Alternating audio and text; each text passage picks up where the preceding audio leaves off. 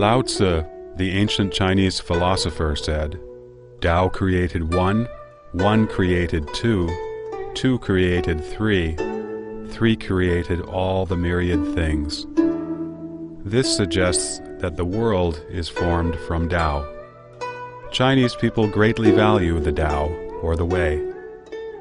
In Chinese, the concept of moral standards is denoted by the two characters Dao De, meaning the way, and virtue. Any behavior not conforming to moral standards was said to not follow the principle of Tao. In ancient times, a brutal emperor would be called a decadent ruler who lacks the Tao. Even farmers in revolt posted banners proclaiming, "Achieve the way on behalf of heaven." The Chinese traditionally believed in the unity of heaven and humanity. Lao Tzu said in his book, Tao Te Ching, "Man follows the earth follows heaven, heaven follows the Tao, and the Tao follows what is natural. The Tao of the universe does not change, and the universe runs according to the Tao, in an orderly manner. The earth follows the changes of heaven. Therefore, it has 4 distinct seasons. By respecting heaven and the earth, humankind enjoys a harmonious life of gratitude and blessings. This is reflected in the expression, heaven's favorable timing, earth's advantageous terrain, and harmony among the people." Astronomy, geography, the calendar system, medicine, literature, and even social structures all follow this understanding according to traditional Chinese thought.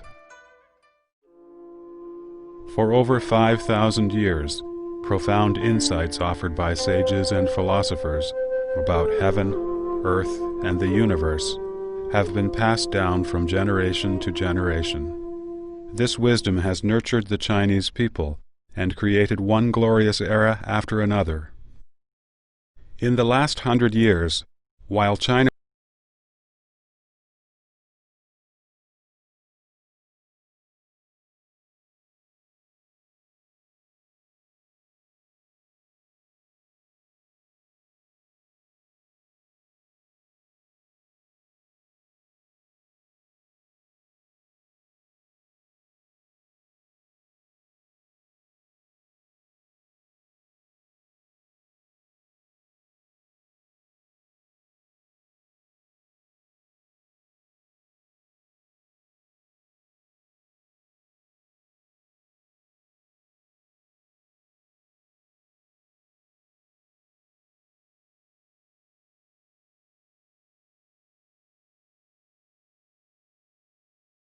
to the brink of destruction.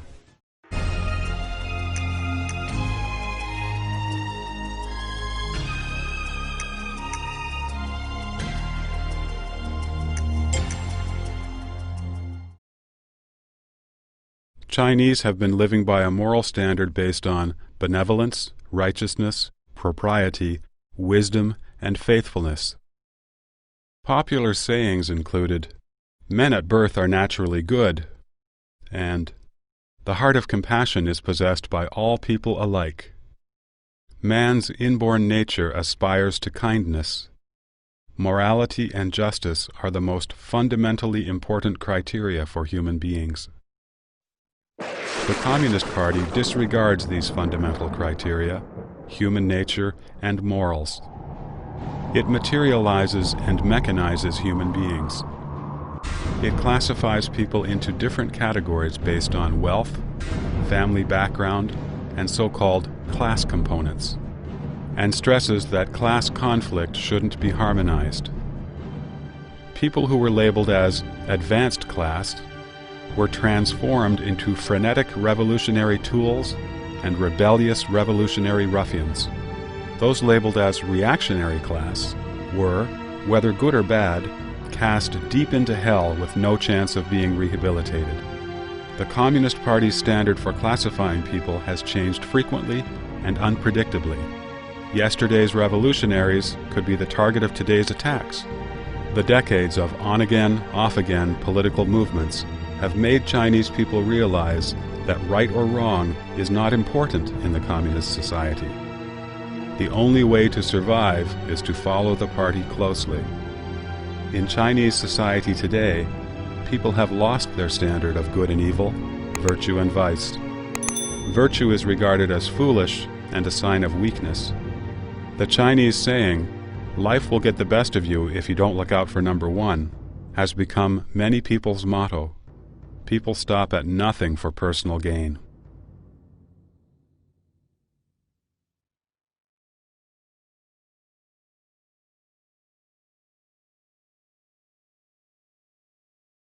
For the Communist Party, a human being is an animal or even a machine. The Communist Party's goal is to control people and gradually change them into rebellious, revolutionary ruffians. Marx said, "Material forces can only be overthrown by material force." Theory also becomes a material force as soon as it is gripped by the masses. He believed that human history is nothing but the continuous evolution of human nature, and that human nature is in fact class nature. He posited that there is nothing inherent and inborn, only products of the environment. He argued that a human being is a social man, disagreeing with the natural man concept postulated by Feuerbach. Lenin believed that Marxism cannot be generated naturally among the proletariat, but must be infused from outside. Lenin tried his best, but could not cause workers to shift from the economic struggle to the battle for political power. So he pinned his hopes on the conditioned reflex theory put forth by Nobel Prize winner Ivan Petrovich Pavlov. Lenin said this theory, quote, "has significant meaning for the proletariat all around the world," unquote. Trotsky even vainly hoped that conditioned reflex would not only psychologically change a person, but also physically change the person. In the same way that a dog drools once it hears the lunch bell ringing, soldiers would be expected to rush ahead bravely upon hearing gunshots, devoting their lives to the Communist Party. Since ancient times, people have believed that rewards come from effort and labor. Through hard work, one gains a prosperous life. People have contempt for indolence and consider reaping benefits without working immoral. However, after the Communist Party spread to China like a plague, it encouraged social scum and idlers to divide up the land, rob private property, and tyrannize men and women. These things were even done publicly and legally. Respecting one's elders and teachers, and respecting knowledge, has been a Chinese tradition for several thousand years. Yet, in the Cultural Revolution, the Chinese Communist Party encouraged students to assault and bully teachers. Knowledge was condemned. It was said that, quote, "the more knowledgeable one is, the more reactionary," unquote. The concept of being respectful to teachers and knowledge was quickly erased from the minds of that generation. On August 5, 1966, Bian Zhongyun, a teacher of the affiliated girls' high school of Beijing Normal University, was paraded around by her female students on the street, wearing a tall dunce hat and ink-stained clothes, carrying an insulting black board over her neck. She was surrounded by students drumming on trash cans. She was forced to her knees on the ground, beaten with a wooden stick spiked with nails, and burned with boiling water. A living and breathing Bian Zhongyun was tortured to death on the spot. In another story, the woman principal of the affiliated high school of Beijing University was forced by students to knock on a broken wash basin and yell, "I am a bad element." Her hair was shaved to humiliate her. Her head was beaten bloody while she was forced to crawl on the ground. During those years of the re-education of intellectuals, professors from Tsinghua University were banished to Carp Island in Nanjing, Jiangxi province. Schistosomiasis was so common there that a labor camp originally located there had to move. Upon touching the river water, these professors were infected and developed cirrhosis, losing their ability to work and live.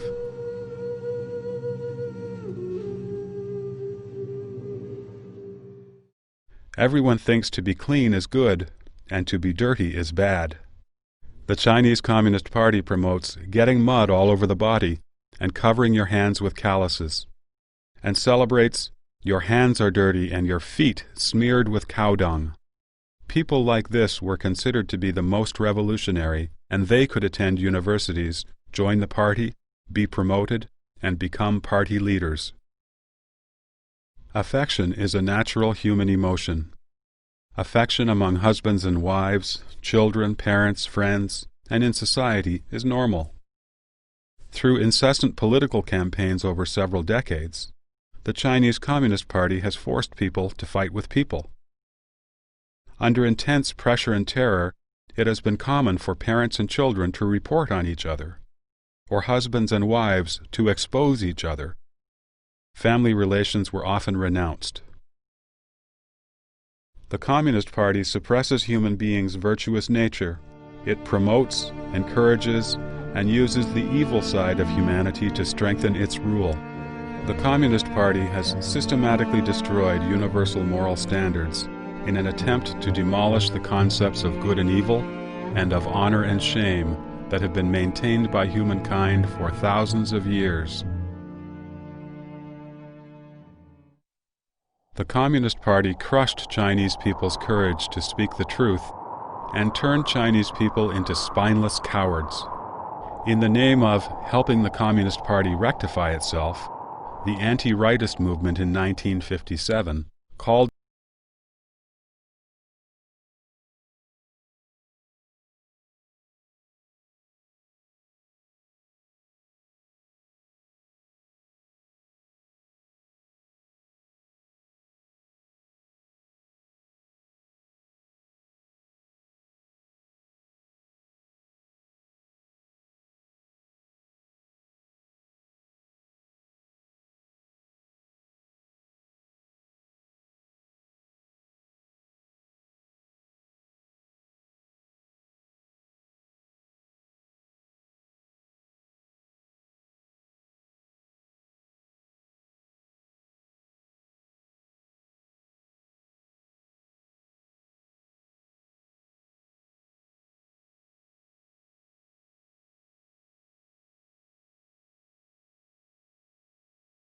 held her head down and sliced open her throat without any anesthetic.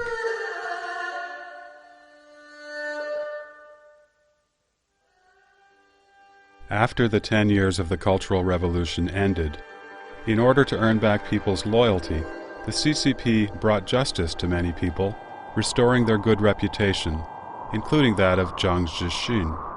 Nonetheless, it has always followed its tradition of persecuting people who dare to speak the truth. Without the party's permission, no media exposure of the dark side of the party is allowed. The International Organization of Journalists revealed that among all nations in the world, China has the largest number of journalists in detention.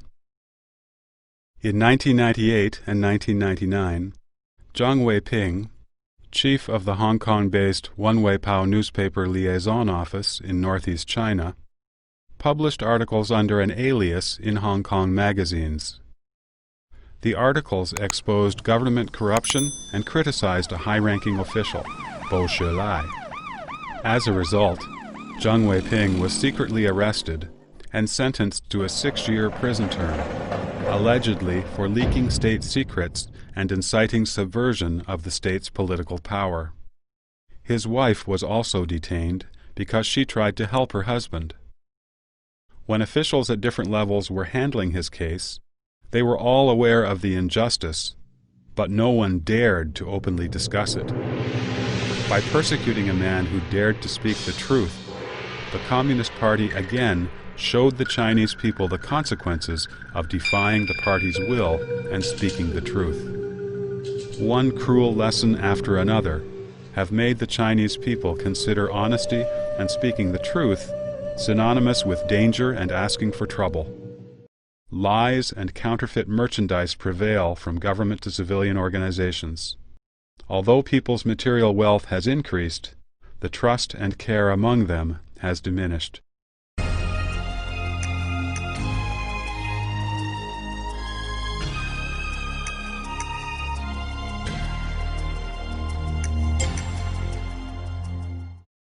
Engels said that freedom is the recognition of inevitability.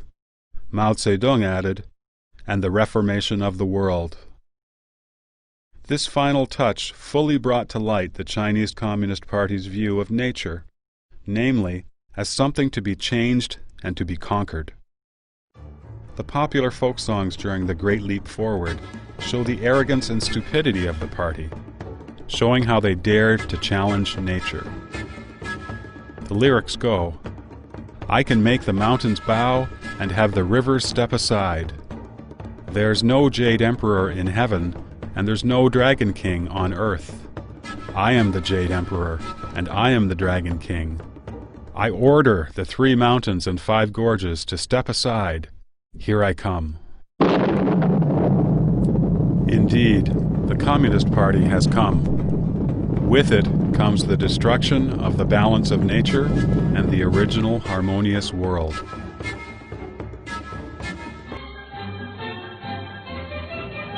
Under its agricultural policy of keeping grain as a key link, the Chinese Communist Party converted to farmland large areas of mountain slopes and grasslands that were unsuitable for farming, even filling rivers and lakes to make cropland. What was the result? The CCP claimed that the grain production in 1952 exceeded that of the nationalist period. The CCP did not reveal, however, that it wasn't until 1972 that the total grain production in China exceeded that of the peaceful Qianlong reign during the Qing dynasty. To this day, China's per capita grain production is far below that of the Qing dynasty, and is 1/3 of that of the Song dynasty, when agriculture was at its peak in Chinese history. The indiscriminate cutting of trees, leveling of rivers, and filling of lakes have caused drastic ecological deterioration in China. China's ecosystem is on the brink of collapse. The drying up of the Hai River and the Yellow River, and the pollution of the Huai and the Yangtze rivers sever the lifeline of the Chinese nation. With the disappearance of grasslands in Gansu, Qinghai, Inner Mongolia, and Xinjiang, sandstorms have entered the Central Plains. In the 1950s, under the guidance of Soviet experts, the CCP built the Sanmenxia hydroelectric power station on the Yellow River. To this day, this power station has the generating capacity of only a medium-sized river, despite the fact that the Yellow River is the second largest river in China. To make matters worse, the project has also led to an accumulation of mud and sand in the river's upper reaches, and raised the height of the riverbed. Because of this, even a moderate flood brings enormous loss of life and property to people on both sides of the riverbanks. In the 2003 flood of the Wei River, the peak volume was 3,700 cubic meters per second, a level that might occur every 3 to 5 years. Yet, that flood caused a disaster unprecedented in the past 50 years. A multitude of large-scale reservoirs were built in Henan province. In 1975, the dams of these reservoirs collapsed one after another. Within 2 hours, 60,000 people drowned. The total death toll was as high as 200,000. Today, the CCP continues wanton acts of destruction against the land of China. The construction of the Three Gorges Dam, which was officially started at the end of 1994, was another dam construction the CCP attempted to monumentalize. The Xinhua news agency said, "The construction of the Three Gorges Dam was a great project that conformed to Zhang's Three Represents," and that the construction of the Three Gorges Dam was a brilliant joint decision made possible by 3 generations of leaders in the party central. Yet, a series of serious consequences have surfaced along the way. About 2 million people have been forced to leave their homes behind, creating some unsurmountable challenges. The 600-kilometer-long reservoir will flood over 250,000 acres of precious farmland and 1,300 historical cultural sites. It will bring unpredictable damage to the environment along the Yangtze River. Amid the hype about great dams for so many years, the Three Gorges Dam will probably be the most disastrous of all.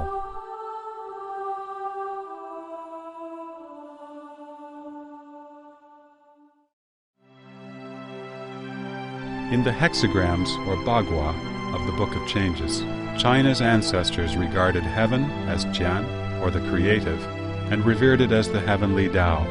They considered the earth as Kun, or the receptive, and respected receptive virtues. The Book of Changes teaches us the proper attitude toward the heavenly Tao and earthly virtues: to follow heaven, abide by the earth, and respect nature. The CCP, however, in violation of Qian and Kun, promotes battling with heaven and fighting with the earth. It has plundered the earth's resources at its will. In the end, it will inevitably be punished by heaven, the earth, and the law of nature.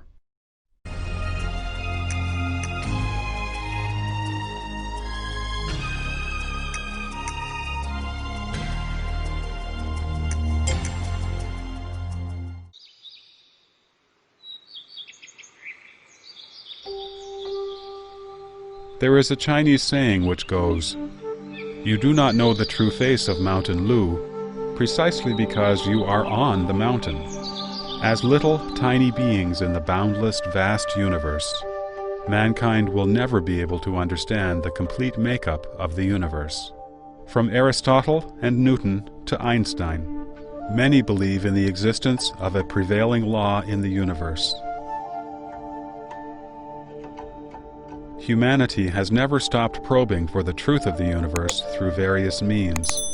In addition to scientific exploration, religion, faith, and cultivation have always been approaches mankind has taken to uncover the mysteries of life and the universe.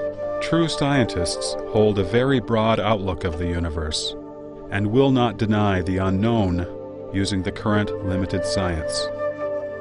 Renowned scientist Newton, for example, in his seminal book, Principles of Mathematics, published in 1678, explained in detail the principles of mechanics, tidal formation, and planetary movement, and calculated the movements of the solar system. Newton, who was so eminently accomplished, said repeatedly that his book offered a mere description of surface phenomena, and that he did not dare to speak about the real meaning of the ultimate God in creating the universe. In the second edition of Principles of Mathematics, in expressing his faith, Newton wrote, "This most beautiful system of sun, planets, and comets could only proceed from the counsel and dominion of an intelligent and powerful being. As a blind man has no idea of colors, so we have no idea of the manner by which the all-wise God perceives and understands all things." The People's Daily newspaper published the following statements in an article entitled "Upholding Science and Destroying Superstition" on June 21, 1999. Our Communist Party's history is a history of upholding science and destroying superstition.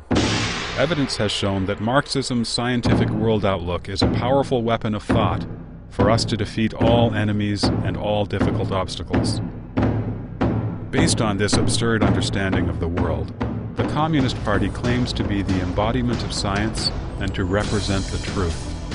It advocates things that conform to its narrow theory and calls everything outside of its own theories false science or superstition. Whether it is different thinking, a new aspect in the scientific field, or a religion with several thousand years of history, the Communist Party attacks, condemns, and censors it until it can no longer exist. The Russian Communist Party used to criticize the theories of relativity, quantum physics, and the theories of the universe.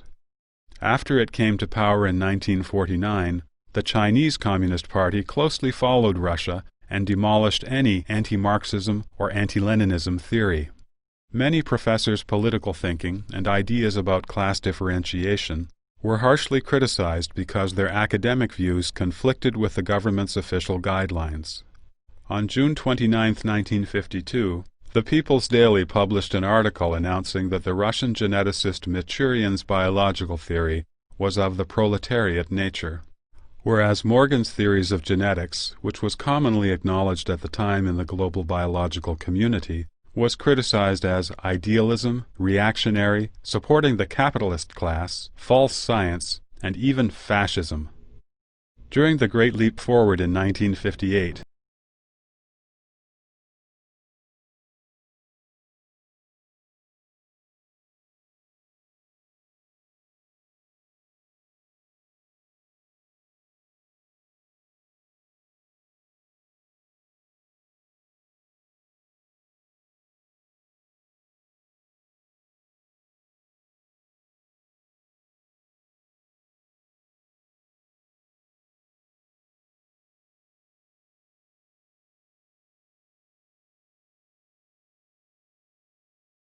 with communist doctrine.